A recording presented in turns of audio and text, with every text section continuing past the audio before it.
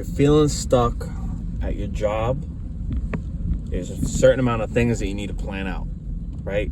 Tomorrow will mark 2 weeks since I left my job, my choice, because this job wasn't as bad as the warehouse job that, if you guys have seen my videos, I've made numerous videos on this place. The warehouse job was one of the worst jobs that I've ever had. Just because, not even the work wasn't even difficult. It was just the repetitiveness, the constant repetitiveness of just the same thing over and over every single day. And I know a lot of people watching this video right now are probably going through the same thing. You probably feel like you're at like a dead-end job. You feel like there's nothing after this.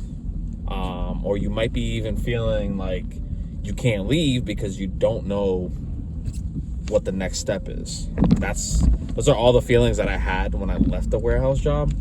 I was there for 5 years, and I always say I should have left after 2, but because of the fear of the unknown, I just ended up staying longer than I had to. But if you guys are in the same position, there's a few things that that I learned that hopefully I can pass through this video to you to help you out.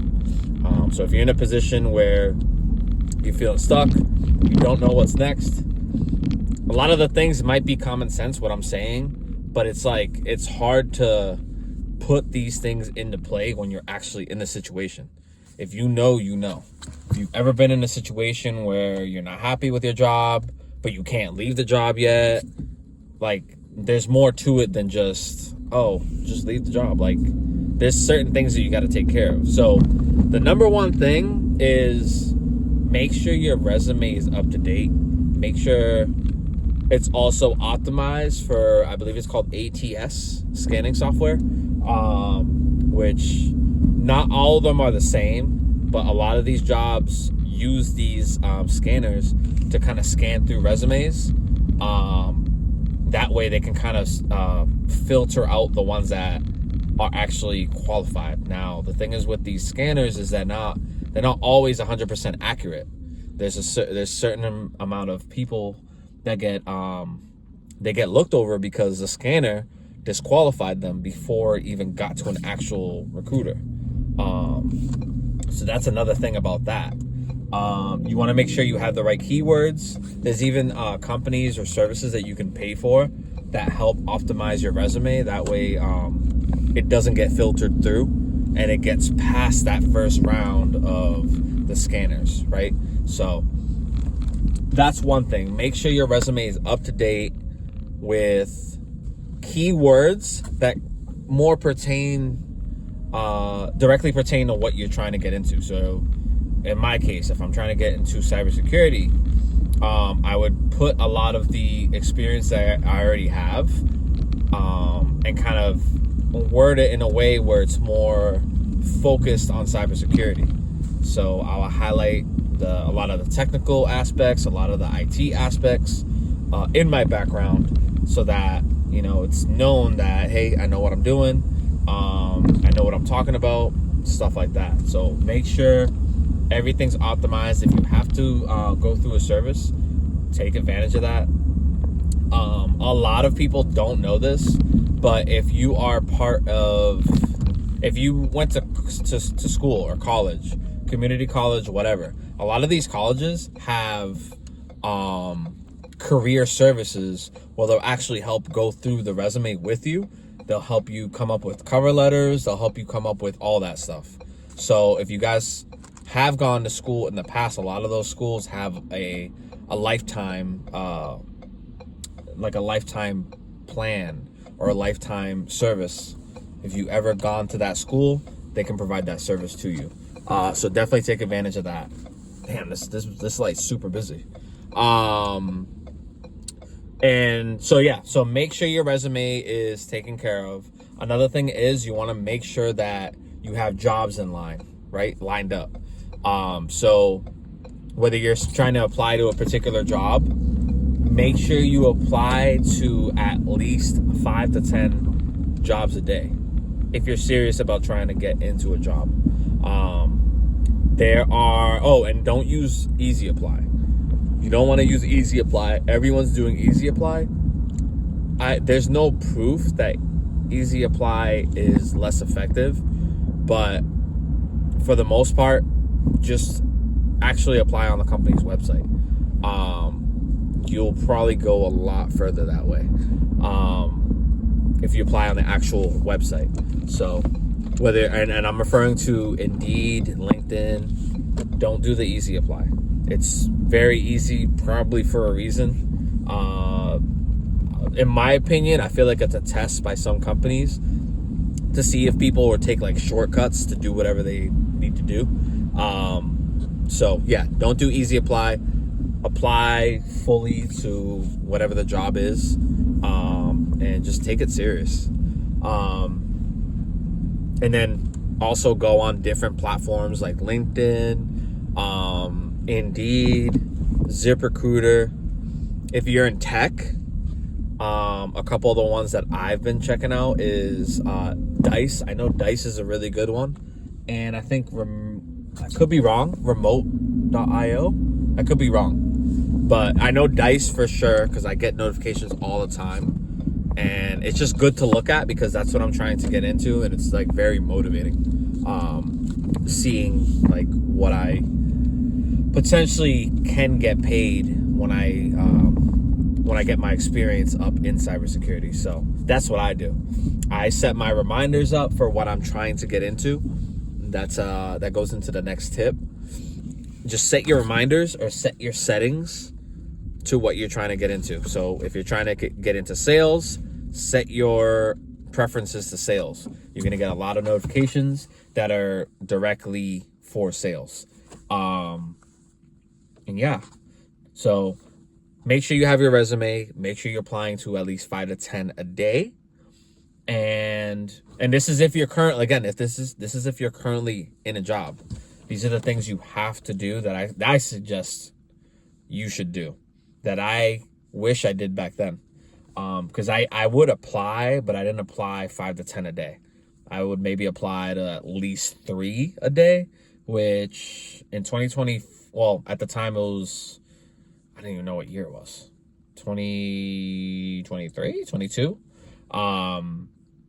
Yeah, I thought 3 a day would be enough, but in 2025, definitely not enough, especially with the scanners. So make sure you have your resume in place. Make sure you're taking advantage of all the different job boards.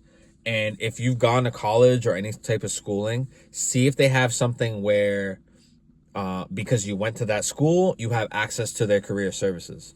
I go to SNHU. I'm about to graduate in about 3 months. February, March, April, May. 4 months. So, and I was told that I have career services. If you go to school at SNHU, you have career services for life. And I'm sure other colleges have the same exact thing. And that's another thing. If you want to change career paths, think about going to school. You can do it online like I'm doing. I do it online. And there's days where I take off. I just take it off from school. I make sure I have my schoolwork done maybe ahead of time, and then like take a day or 2 off, because sometimes it does get crazy, especially if you work full time, and yeah, there's only so many hours in a week, but that is an option. If maybe there's a community college or maybe a college in your area or an online school, definitely check that out. That could definitely be a door opener for you, whatever you're trying to get into. For me, I went to school for cybersecurity. That's what I'm graduating in May with. And that was off, how many years did I take off of school? Like 8 years, I think. Damn, how many years was it? Yeah, I took 8 years off or something like that. Then I went back to school. I was able to transfer all my credits, which is crazy. A lot of the credits don't expire, which is pretty sick. So actually, before I graduate, I had to check to see if I can get my associates, because I probably already hit the qualifications for that. So it's just a whole process. I kind of don't want to go through it, but I might as well just get it. It's like I'm collecting the Infinity Stones. If you guys are familiar with Thanos, he collects the Infinity Stones. That's what I feel like right now.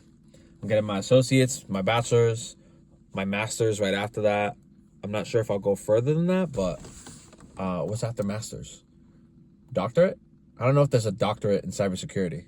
I don't know if that's a thing. 'Cause I know a lot of those, not all the majors apply the same way. But anyways, I digress. Those are the main things you should be doing if you are feeling stuck. It's not the end of the world, guys. You kind of just have to take action when you're trying to leave a place, but always be prepared. Like always have a backup plan.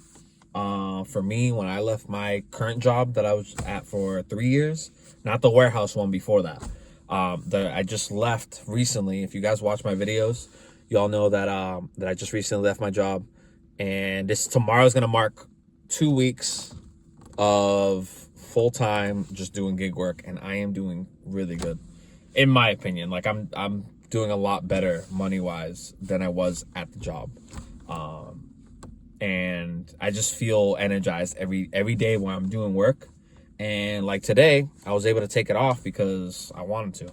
Like I woke up at 8:30, and to me that's late. And I noticed on Spark, if you start at a certain time, the orders kind of slow down. I think they prioritize people that are up early. So I always try to get up at 6, 7 o'clock, and then I start my orders. But yeah, definitely consider that. You guys can do. I wouldn't recommend it. For me, that's what I'm doing, but I wouldn't recommend it. If you want to, Lyft has an option where you can rent a car, and for some people it might not be worth it money wise, but you can rent a car, and every week they'll take it out of your earnings, so you essentially don't have to put money down, I believe. I could be wrong about that though. But you know, if you don't have a vehicle, that's a great option to do that. So there's a lot of things you can do, guys. Just make sure you're prepared, you have your things lined up. And I know how the feeling is, like when you feel stuck, it's like mentally draining to get to work. It really is. But it's like life's too short to be at a job that you're not happy at, or you don't feel like you're progressing at.